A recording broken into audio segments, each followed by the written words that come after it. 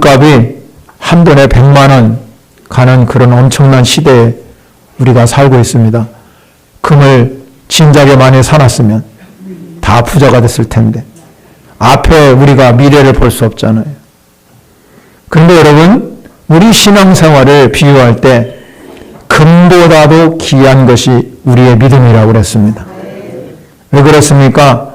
우리가 믿음으로 구원받았고 또 여러분 믿음대로 기도하면 응답받고 믿음대로 살면 능력이 나타나기 때문에, 그렇기 때문에 하나님 우리에게 말씀하시기를 믿음 없이는 하나님 절대 기쁘게 할 수 없다는 것입니다. 우리의 신앙생활은 금보다도 귀하고 아름다운 존재라는 것입니다. 성경 우리에게 이렇게 말합니다. 보배롭고 존귀한 존재다. 분명하게 성경에서 기록하고 있습니다. 하나님이 인간을 창조하실 때 하나님의 형상대로 창조하셔서 하신 말씀이 심히 보시기에 좋았다. 심히 보시기에 좋았다는 의미 속에는 하나님이 인간을 너무너무 사랑했다는 것입니다. 그렇게 사랑한 첫 인간인 아담이 하나님의 말씀을 그만 배반하고 어기고 그리고 죄를 짓고 말았습니다. 그럼에도 불구하고 하나님은 절대 인간을 버리지 않으셨습니다. 그리고 다시 두 번째 아담인 예수 그리스도를 보내주셔서 그분이 하나님의 미랄이 되어서 우리를 구원해 주셨다는 것입니다. 오래전 이야기입니다. 고고학자들이 이 3000년 전에 있는 미랄을 발굴하게 되었습니다. 그런데 이 미랄 옆에 뭐가 있었냐면 하나의 미랄이 좀 많이 발견되었습니다. 그래서 많은 세계 기자들이 그거를 특종 기사로 실은 적이 있습니다. 그런데 이 미랄, 거기서 나온 미랄을 땅에다가 이렇게 뿌려보니까 아무 싹도 나지 않았습니다. 그 미랄이 3000년 동안 보존은 잘 되어 있었지만 그 안에 생명력을 잃어버렸기 때문에 그렇습니다. 예수님이 오늘 말씀대로 미랄 하나리 땅에 떨어져 썩지 아니하면 아무 열매가 없듯이 3000년 동안 이 보존은 잘 되어 있었지만 그 미랄은 생명이 없기 때문에 그대로 있었던 것입니다. 그렇기 때문에 우리도 마찬가지입니다. 이 하나의 미랄은 생명이 있을 때 그것이 놀라운 은혜를 역사하신다는 것입니다. 생명이 없으면 아무리 그 미랄을 땅에 심어도 나지 않는 것입니다. 생명이 있으면 죽어도 사는 줄 믿으시기 바랍니다. 세상에 많은 사람들이 어떻게든지 살려고 아주 발버둥 치지요. 이 세상에 살아가는 사람들이 죽기를 좋아하는 사람이 아무도 없습니다. 내가 빨리 죽어야지, 어서 죽어야지, 그래도 살려고 노력하는 것입니다. 그래서 오늘 우리 삶의 현장은 너무나 치열한 경쟁 관계에서 살아갑니다. 내가 살기 위해서 어떻게 하든지 다른 사람들 해코지하고 죽이려고 하는 것이 우리의 현실이잖아요. 그러나 예수님은 그러한 이 경쟁 관계에 사는 이 현실 속에서 예수님이 이 땅에 오셔서 내가 모든 사람을 위해서 죽을 것이다. 그래서 죽기 위해서 오셨다고 말합니다. 오늘 성경 24절에 하늘의 밀이 땅에 떨어져 죽지 아니하면 하늘 그대로 있고 죽으면 많은 열매를 맺느니라. 분명하게 약속해 주셨습니다. 여러분, 이 말씀의 배경을 우리가 살펴보면 이 당시에 유월절 절기가, 유월절은 이스라엘 백성들이 애굽 땅에서 해방된 날이 유월절입니다. 그래서 이 유월절은 이스라엘 백성들이 가장 귀하게 지키는 절기였습니다. 그런데 이 절기 지키기 위해서 예루살렘에 찾아온 유대인들을 향해서 오늘 하신 말씀입니다. 그래서 본문 23절에 보면 인자의 영광을 얻을 때가 왔다. 인자의 영광을 얻을 때가 왔다고 말씀하신 후에 하늘의 미랄에 대해서 말씀하고 있습니다. 여기서 인자는 예수님을 말씀하는 겁니다. 인자하신 예수님이 이제 영광을 받으실 때가 왔다 하면서 그 영광이라는 것은 그냥 여러분 왕으로 추대되고 어떤 여러분 높은 지위에 올라가는 것이 아니라 십자가에서 피 흘려 죽으시고 희생의 제물이 된 후에 영광을 받을 것이라 이렇게 말씀한 것입니다. 즉 말하자면 영광을 받기 전에 예수님은 희생의 피를 흘려야 한다는 것입니다. 그렇기 때문에 예수님께서 벳세다 광야에서 많은 무리들이 모여 있었습니다.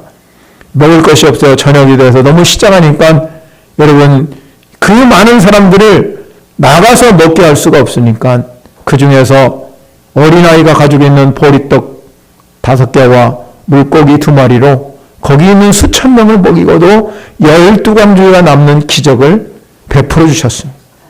그때 많은 이 군중들이 저분은 진짜 유대의 왕이 돼야 되겠다. 우리는 유대의 왕으로 저분을 초대해야 되겠다. 그런데 예수님은 그 자리를 피해서 산으로 올라가셔서 기도하셨다고 기록하고 있습니다. 뿐만 아니라 예수님이 예루살렘 성에 이제 들어오게 되었습니다. 예루살렘의 성에 들어오니까 많은 군중들이 자기 겉옷과 종려나무를 길에 펴서 앞에 가서 이렇게 뒤를 따라가는 그 모든 군중들이 예수님을 찬양했습니다. 호산나 찬송하리로다. 주의 이름으로 오시는 이여 찬송하리로다. 오늘 우리 조상 이 사람은 우리 조상 다윗의 나라에서 가장 높은 곳에서 호산나를 받을 뿐이다. 왕으로 모시려고 이 유대인들이 예루살렘에 입성한 이 예수님을 환영하고 당신이 왕입니다. 호산나 왕입니다. 이렇게 말해요. 그러나 예수님은 그런 것들을 다 물리치시고 십자가를 지고 십자가 위에서 희생의 제물이 되고자 예루살렘에 입성하게 된 것입니다. 그리고 인류의 죄를 짊어지고 그는 속죄의 어린 양으로 희생제물이 되었던 것입니다. 그렇게 예수님께서 이 예루살렘에 입성해서 희생의 제물이 되어서 그분의 결과는 온 인류를 구원하는 그런 예수님이 되셨다는 것입니다. 그래서 예수님은 죽은 후에 3일 만에 다시 부활하셔서 우리에게 영생을 허락해 주신 줄 믿으시기 바랍니다. 성도 여러분, 생명은 어디서부터 오느냐? 죽음에서부터 온다고 했습니다. 예수님이 이 세상에 죽으러 오셨다. 그래서 예수님은 모세가 광야에서 뱀을 든 것처럼 인자도 들려하리라. 그렇게 말씀을 하신 것입니다. 그리고 하나님이 세상을 이처럼 사랑하셔서 이 땅에 독생자를 주셔서 이는 저를 믿는 자마다 멸망치 않고 영생을 얻게 하려 하심이라고 말씀한 것입니다. 그래서 여러분 제자들은 아니 예수님이 죽으러 오셨다. 하나의 미랄이 되게 하셨다. 그럼 이해를 도저히 할 수가 없는 거예요. 베드로가 예수님이 어떤 분이라고 물었을 때 우리가 잘 알다시피 신앙 고백을 분명히 했잖아요. 주는 그리스도시요 살아계신 하나님의 아들이다. 그렇게 신앙 고백을 한 이 베드로가 예수님이 이제 베드로가 이렇게 신앙 고백했기 때문에 저는 정말로 내 제자가 되었다. 그리고 예수님이 그들에게 말씀을 했습니다. 나는 3일 동안 고난을 받고 그리고 내가 3일 후에 이제 부활할 것이다. 고난을 받고 부활할 것을 이야기했습니다. 그러니까 이 베드로가 주는 그리스도에서 살아계신 하나님의 아들이라고 분명히 말했음에도 불구하고 베드로는 그렇게 말했습니다. 그렇게 하지 마십시오. 붙잡았어요. 그러니까 이 예수님이 깜짝 놀라서 내가 하나님의 일을 알지 못하고 사람의 일만을 생각하는 대로 사탄아 물러가라. 여러분 그렇게 했습니다. 예수님께서 그렇게 모든 사람들이 다 자기를 붙잡고 그렇게 하지 말라고 그랬음에도 불구하고 예수님은 하나님의 명령에 따라서 그는 이 땅에서 우리의 죄를 위해서 죽으시고 그리고 사망 권세를 이기시고 부활하신 줄 믿으시기 바랍니다. 그러므로 우리는 예수 그리스도 그분 안에 있을 때 내가 소망이 있고 삶의 목적이 있고 보람이 있는 줄 믿으시기 바랍니다. 인생의 진정한 축복은 오직 예수님밖에 없습니다. 우리는 예수님만으로 만족 누리시고 예수님만이 나의 삶의 전부가 되어야 된다. 그래서 사도 바울은 고백하기를 내 안에 예수의 흔적이 있다. 예수의 흔적이 여러분에게 있어지기를 바랍니다. 우리가 진정으로 여러분 마음 가운데 예수 그리스도 그분을 모시고 살면 예수님 우리 이렇게 말했습니다. 내가 온 것은 양으로 생명을 얻게 하고 더 얻게 하되 풍성히 얻게 하려 하는 것입니다. 풍성한 삶을 여러분 삶 가운데 누리고 살 수 있는 것은 오직 예수 그리스도가 내 안에 계실 때만이 풍성한 삶을 여러분에게 누리고 살 수 있는 줄 믿으시기 바랍니다. 그래서 우리가 예수 그리스도의 생애를 통해서 이 모든 사건들이 다 입증된 것. 그래서 오늘 주님이 뭐라고 말씀하냐면 내가 나를 믿기를 원하느냐, 내가 나를 진정으로 따르기를 원하느냐. 그러면 섬기는 자가 되라 그랬어요. 26절에 보면 나를 섬기는 자는 내가 저와 함께 할 것이요 나는 섬기는 자는 아버지께서 기이 여기시리라. 즉 하나님이 기이 여기는 신앙생활은 하나리 미랄이 되어서 여러분에게 풍성한 삶의 열매가 얻어질 뿐만 아니라 하나님께서 여러분의 삶을 기이 여기는 영광까지 주시겠다는 은혜의 말씀인 줄 믿으시기 바랍니다. 성경에 보면 한 마리 양의 비유가 나오지요. 100마리 양이 있었습니다. 그런데 99마리는 그대로 있어요. 그런데 한 마리를 잃어버렸어요. 주인이 한 마리 잃어버리니까 99마리를 그대로 내버려 두고 한 마리를 찾으러 정성을 다해서 온갖 정성을 다해서 그 한 마리를 찾아옵니다. 그런데 성경은 우리에게 이렇게 말합니다. 그 한 마리를 찾아오면서 이 99마리보다도 이 한 마리를 찾아온 것이 더 기뻐했다는 겁니다. 그러면서 마태복음 18장 14절에 이와 같이 이 작은 자 중에 하나라도 잃은 것은 하늘에 계신 아버지의 뜻이 아니라고 그랬어요. 한 마리를 귀하게 여기는 것이 아버지의 마음이에요. 그게 아버지의 마음입니다. 여러분, 한 마리를 귀히 여기는 것처럼 하나의 미랄이 되기를 주님이 여러분에게 원하시는 줄 믿으시기 바랍니다. 예수님이 하나의 미랄이 되어서 온 인류의 구세주가 된 것처럼 여러분들도 예수님처럼 하나의 미랄이 되어서 이 세상에서 영향력을 주고 이 세상에서 하나님의 가치 있는 삶을 살아가는 여러분이 되시기를 바랍니다. 그러면 오늘 본문을 통해서 하나의 미랄이 되라, 하나의 미랄이 되는 이 삶의 역사는 우리에게 어떤 교훈을 주겠습니까? 첫 번째는요, 하나의 미랄이 땅에 떨어져 죽는 것처럼 우리도 겸손하게 살라는 의미입니다. 씨가 하는 일이 하나밖에 없잖아요. 씨는 땅에 떨어져 묻힙니다. 그러므로 썩어져서 열매를 맺게 되지. 그런데 여러분, 땅에 떨어질 때 성경 우리에게 말하지요. 길가에나 흙에 여러분 돌밭이나 가시떨기나무에 떨어지면 그 열매가 없습니다. 그래서 성경은 우리에게 말하면 좋은 땅에 떨어져야 30배, 60배, 100배 열매가 맺어진다는 겁니다. 그러면 좋은 땅에 떨어졌다는 것은 잘 심겨져야 되죠. 그리고 그 씨가 심겨질 뿐만 아니라 그 땅에서 썩어야 된다는 거예요. 그러면 열매는 누가 맺게 하시냐면 하나님께서 맺게 하는 것입니다. 씨가 하는 일은 그냥 심겨지고 거기서 썩으면 되는 거예요. 그러므로 땅에 떨어져 죽는 것은 내가 할 일이고 열매를 맺게 하는 일은 하나님이 하시는 일이에요. 썩는다는 의미는 우리가 겸손하다는 겁니다. 주님이 우리에게 말합니다. 교만하면 하나님이 일하지 않습니다. 성경에 보면 여러분 바리새인과 세리의 모습이 기도하는 모습이 성경에 기록되고 있는데요. 바리새인은 아주 당당하게 서가지고 그의 자기가 율법을 지키고 또 내 모든 것들이 의롭다함을 나타내지만 세리는 서지도 못하고 무릎을 꿇고 엎드려서 나는 죄인입니다. 하나님을 향해서 주님 나를 불쌍히 여기하십시오. 그렇게 기도할 때 바리새인의 기도를 들은 것이 아니라 세리의 기도를 들으셨습니다. 왜 그랬습니까?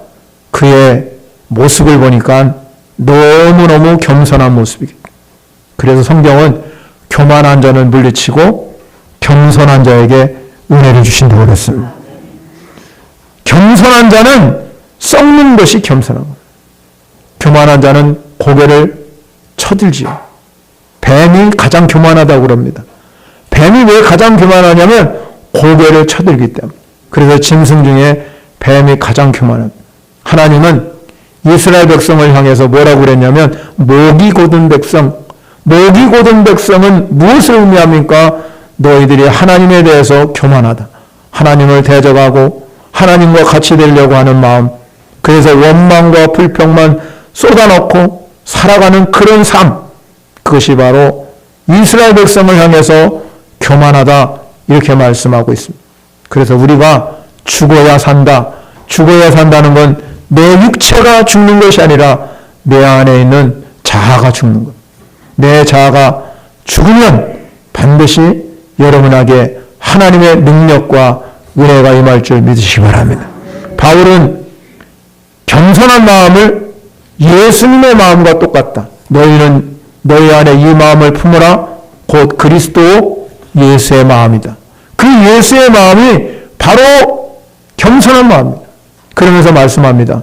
그의 근본은 하나님의 본체시나 하나님과 동등됨을 취할 것을 여기지 아니하시고 오히려 자기를 비워 종의 형체를 가지사 사람과 같이 되었다. 그래서 여러분, 사도 바울이 그렇게 말하면서 이 예수님이 바로 하나님과 똑같은 존재이지만 종의 형상을 입고 이 땅에 사람의 몸으로 오신 것은 겸손하다. 그래서 사도 바울은 우리에게 말하지요. 무엇을 하든지 간에 우리가 겸손한 마음으로 자기보다 남을 낮게 여기는 신앙 생활을 하라는 겁니다.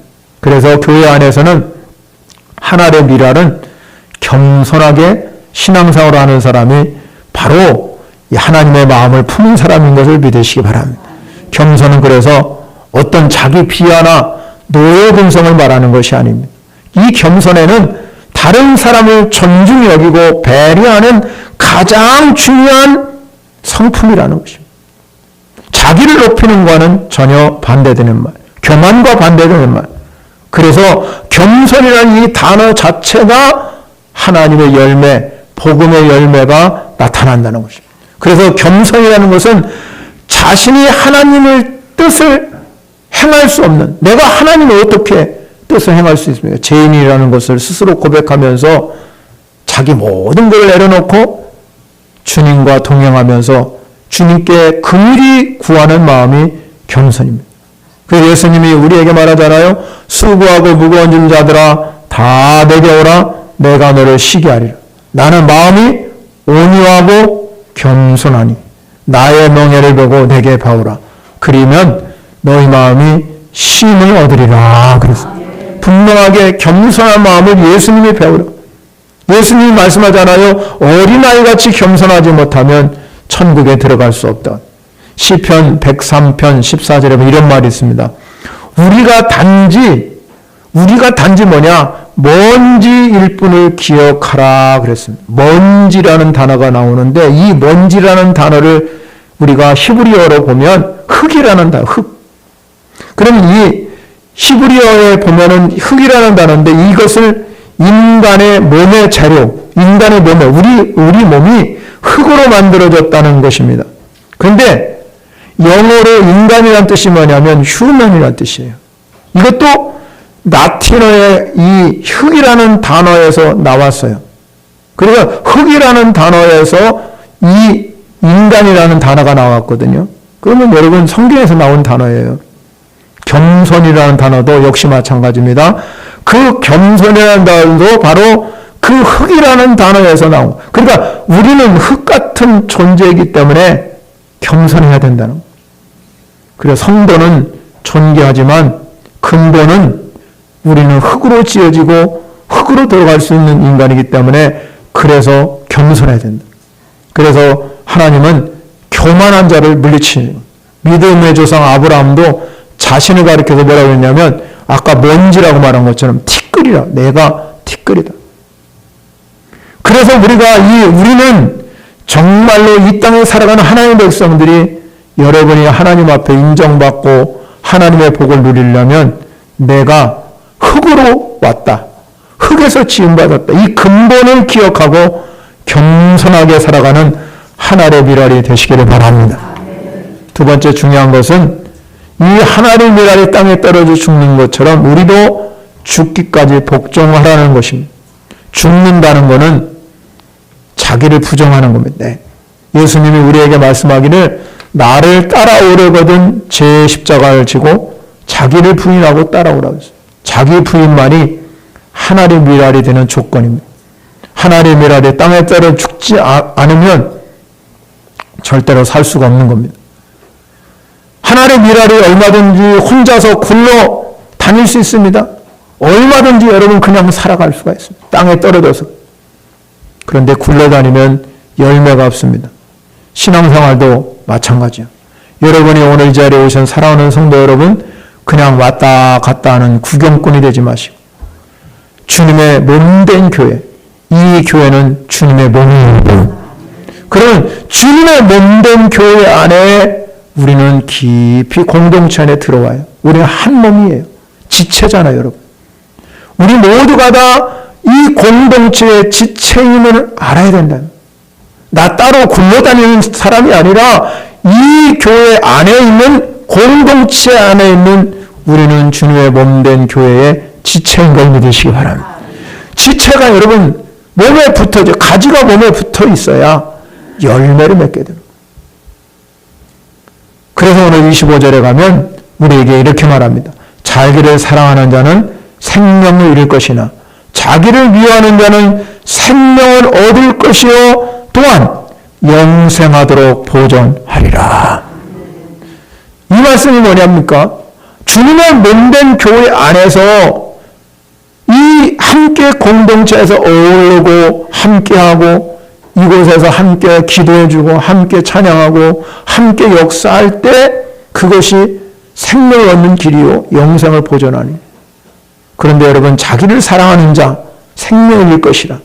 이건 자기 중심적이고 이기적으로 살아가는 사람.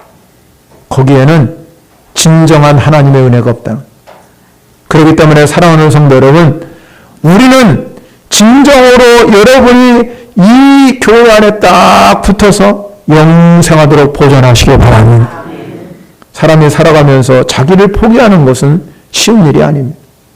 그래서 사람들은 자기 자존심을 건드리면 자기도 모르는 사이에 이성을 잃어버리게 되는 경우가 굉장히 많습니다. 그래서 다른 사람들에게 상처를 주고 고통을 줄 때가 굉장히 많이 있습니다. 그런데 여러분, 우리가 이 죽기까지 복종하라는 이 말씀, 우리는 진정으로 하나님의 은혜를 경험한 성도들은 늘 주님을 인정하고 주님과 함께 동행하는 삶을 살게 되는 줄 믿으시기 바랍니다. 그래서 하나님의 미랄이 되는 거예요.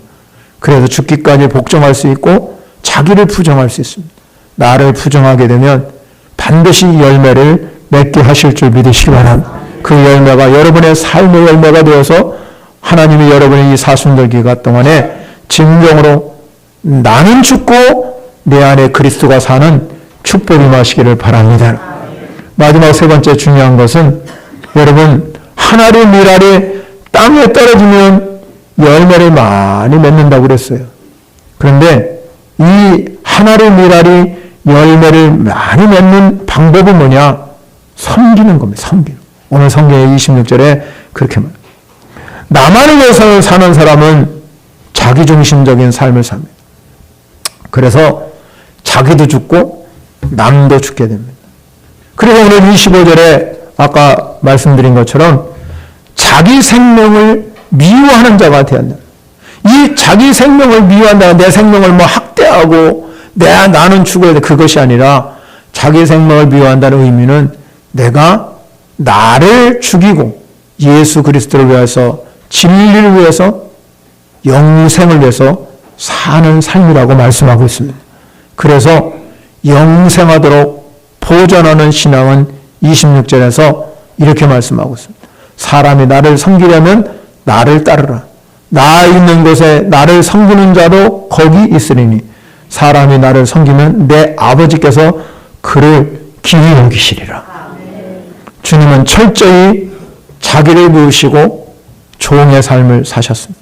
그러면 예수님 말하잖아. 인자가 온 것은 섬김을 받으러서 온 것이 아니라 도리어 섬기려 하고 자기 목숨을 많은 사람의 대성물로 주려 함이라. 제자들이 예수님께서 예루살렘에 올라간다고 약속하셨으니까 제자들은 3년 동안 예수님과 동고동락한 사람입니다. 예수님이 예루살렘에 올라가는 이유는 제자들이 지금까지 깨닫지 못했습니다. 이제 왕으로 올라가는 모양이다. 그렇게 생각한 제자들은 이제 한 자리 하려고 내가 그래도 높은 곳에 우리가 앉으려고 그렇게 서로 싸우고 있었습니다. 그래서 예수님께서 그들에게 이렇게 말합니다. 마가복음 9장 34절 35절 보겠습니다. 저희가 잠잠하니 이는 노중에서 서로 누가 크냐고 쟁론하였습니다. 35절에 예수께서 앉으사 12 제자를 불러 이르시되 아무든지 첫째가 되고자 하면 무사람이 끝이 되며 무사람을 섬기는 자가 되어야 하리라. 그것이 바로 예수님이 하나됨이라 되는 조건을 말합니다. 성경에 보면 아브라함이 하나님이 선택해 주셨습니다. 그 하나님이 아브라함을 선택하면서 너는 복이 되고 살아라. 복이 되라 그랬습니다. 즉 이 말씀은 이 아브라함에게 이 세상을 살아가면서 하나님과의 올바른 관계 그리고 사람과의 올바른 관계를 맺으면서 모델을 보여주면서 살아가라는 하나님의 부르심입니다. 이 복이 되라. 복이라는 뜻은 우리가 물질적인 복, 건강의 복, 여러분 그 다음에 자녀가 잘 되는 복, 그것도 여러분 우리가 복이 될 수 있지만 성경의 진정한 의미의 복은 그거는 그냥 덤으로 하나님이 주시는 복이지만 그 복과는 전혀 다른 뜻이에요.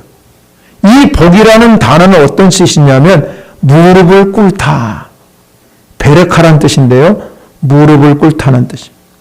자, 여러분 복이라는 말이 왜 무릎을 꿇다라고 그렇게 의미로 해석할 수 있냐면 이 아브라함에게 너는 복이 되라 그랬던 의미는 하나님의 통치와 주권을 인정하고 그분께 경배하고 그분의 뜻에 따라서 순종하는 삶을 살아라. 그게 복이라는 것입니다.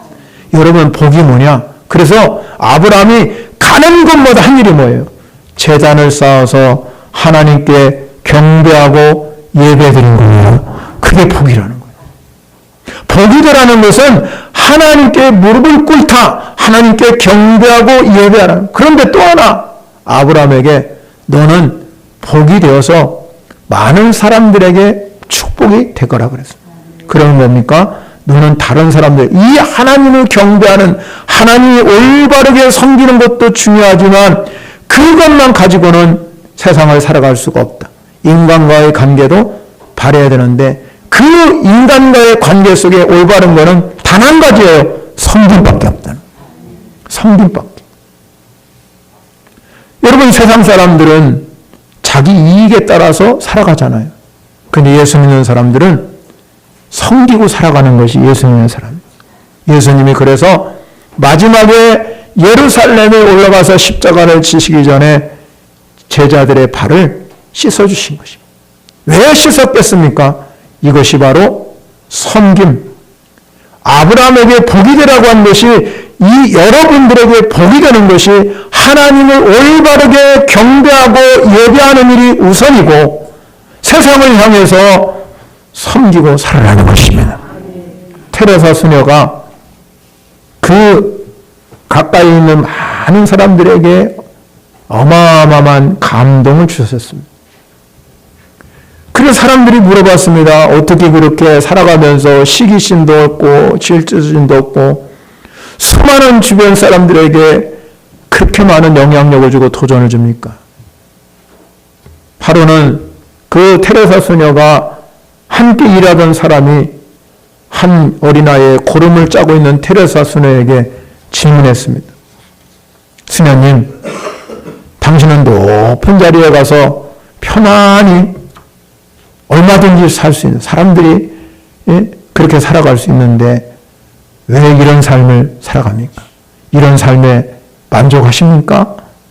그렇게 테레사 수녀에게 질문했을 때 이 테레사나와 수녀가 한 유명한 말 있지요. 그게 뭐냐면 허리를 굽히고 섬기는 사람에게는 위를 쳐다볼 시간이 없답니다. 여러분, 섬기는 사람은, 섬기는 지혜를 터득한 사람은 섬김에 대해서 자부심을 가지고 삽니다. 그 섬김에 대해. 그러니까 이 테레사 수녀는 섬김에 대한 자부심이 있어서 그 자부심이 정말로 너무나 귀한 거죠. 그러니까 모든 사람들에게 영향력을 주는 거예요. 예수님이 하나의 미랄이 되어서 우리를 구원하기 위해서 섬김의 모습을 보여주셨습니다. 그렇다면 우리 그리스도인에게도 마찬가지입니다. 우리가 이 세상을 살아가면서 세상 사람처럼 내가 이기주의로 내 개인적으로 남이 비난하면 나도 비난하고 남이 여러분 갚으면 나도 안 갚음하고 그렇게 살아가는 십자가의 모습이 아니에요. 여러분이 진짜 예수 그리스도 그분의 십자가를 믿으면 오늘 하나의 미랄 그것이 썩으면 많은 열매가 맺는다는 이 섬김의 신앙이 우리에게 주고자 하는 하나님의 은혜인 줄 믿으시기 바랍니다. 우리 안에 있는 모든 자존심을 내려놓아야 됩니다. 여러분 안에 있는 교만한 마음을 내려놓아야 됩니다. 여러분에 있는 명예심을 내려놓으셔야 돼요. 그리고 허리를 굽혀서 테레사 수녀가 말한 것처럼 섬김의 삶을 사는 것이 우리 주님이 요구하는 것입니다. 여러분, 그 신앙은 오늘 성경에서 우리에게 말씀한 것이 무엇입니까? 하나님께서 그렇게 말합니다.